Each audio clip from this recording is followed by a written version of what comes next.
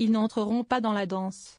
Conviés à l'Élysée par le président de la République lundi, les élus de la France insoumise ont annoncé vendredi 6 décembre leur refus de s'y rendre. Les mélenchonistes ne veulent pas participer aux consultations larges entamées par Emmanuel Macron pour trouver le futur locataire de Matignon. Une question de cohérence, selon le coordinateur national du mouvement Manuel Bompard, et de fidélité à l'alliance du NFP.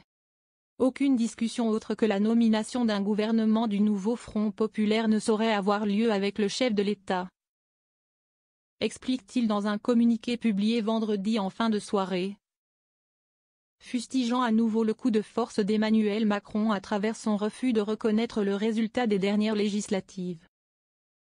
En clair, la formation de gauche radicale continue de plaider pour tout le programme, rien que le programme.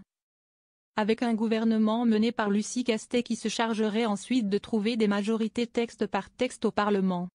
Une position qui tranche avec celle de leurs partenaires, prompts, eux, à nouer des compromis pour installer une personnalité de gauche à Matignon. Qu'elle soit membre de leur alliance, ou non. Enjamber Matignon pour la présidentielle.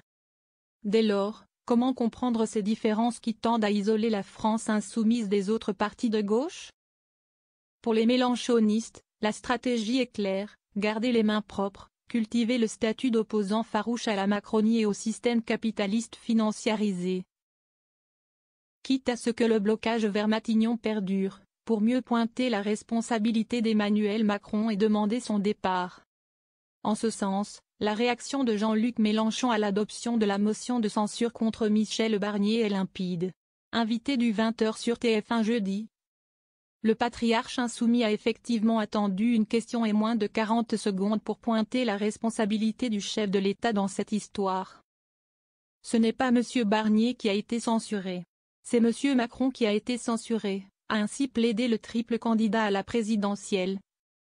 Pour qui l'esprit de la Constitution, c'est qu'Emmanuel Macron doit s'en aller. De fait, la sentence, déjà claironnée par les insoumis l'été dernier, qui verrait bien leur champion concourir à une présidentielle anticipée, reprend de la vigueur cet automne avec la chute du gouvernement. La petite musique monte dans la sphère politique, avec l'appui de personnalités modérées comme Charles de Courson ou Jean-François Copé. Mais également dans l'opinion, avec plus de 6 Français sur 10 favorables au départ anticipé du locataire de l'Élysée.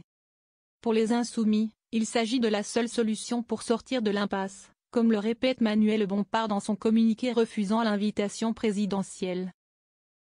Et la meilleure option pour que Jean-Luc Mélenchon participe à une 4e élection présidentielle? Ménager son espace politique. Dans le contexte, difficile également de ne pas lier l'intransigeance des insoumis à l'égard d'Emmanuel Macron et de ses consultations à la bataille d'influence qui se joue à gauche. Face aux socialistes et leur partition de la négociation, les insoumis jouent leur propre morceau, celui de la radicalité. Ainsi, il n'est pas anodin de voir les élus LFI redoubler de critiques à l'égard de leurs partenaires enclins à réclamer la bienveillance des macronistes pour gouverner. Outre le PS, les écologistes et les communistes, qui seront reçus lundi à l'Élysée, ne posent plus la nomination de Lucie Castet à Matignon comme préalable aux discussions et à la négociation. Objectif, un Premier ministre de gauche, qui compte sur la non-censure du centre, et pourquoi pas de la droite.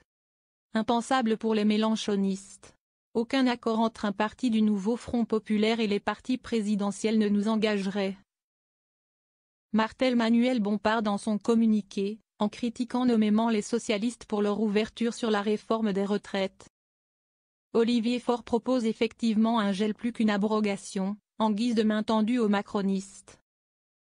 Pour la France insoumise, il s'agit de défendre mordicus la feuille de route du NFP et de parier sur une gauche au programme chimiquement pur. Le tout en faisant planer le spectre de la trahison du Parti socialiste, antienne de la gauche radicale. Ce spectre plane toujours au-dessus du PS, résume le professeur de sciences politiques Rémi Lefebvre dans les colonnes du Monde. Pour lui, si les socialistes donnaient l'impression de vouloir composer une alliance avec les macronistes, ils ouvriraient un espace politique à Jean-Luc Mélenchon, qui n'attend que ça, quitte à bouder une invitation à l'Élysée.